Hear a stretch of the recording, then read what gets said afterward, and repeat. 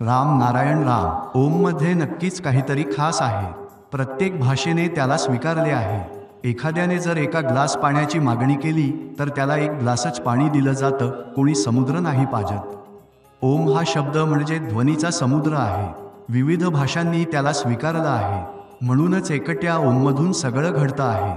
हे सर्व जे घडतंय ते कोणत्या भाषेत घडतंय? आपल्या प्रत्येकाच्या आत एक नाद असतो, जणू बॅटरीसारखा, त्याचाच हा शब्द आहे। त्यालाच मंत्रामध्ये सामावून घेतलं आहे। जे खरे अर्थाने संपर्कात आहेत, केवळ नावधारी नाहीत, ते काय करतात?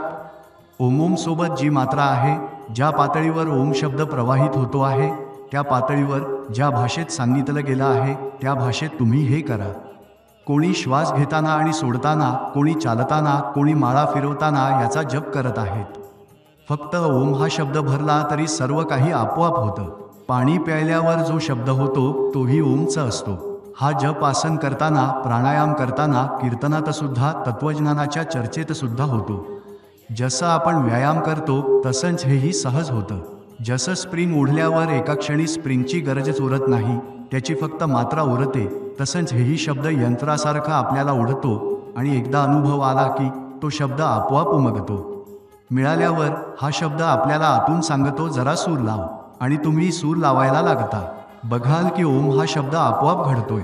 जसं आकाशात विमान चाललंय तसंच हे आपण इथे बसूनच सांगू शकतो, इतक्या अंशांवरून जा, त्या दिशेने जा। इथूनच माणूस विमान उडवून पुन्हा इथेच परत आणू शकतो।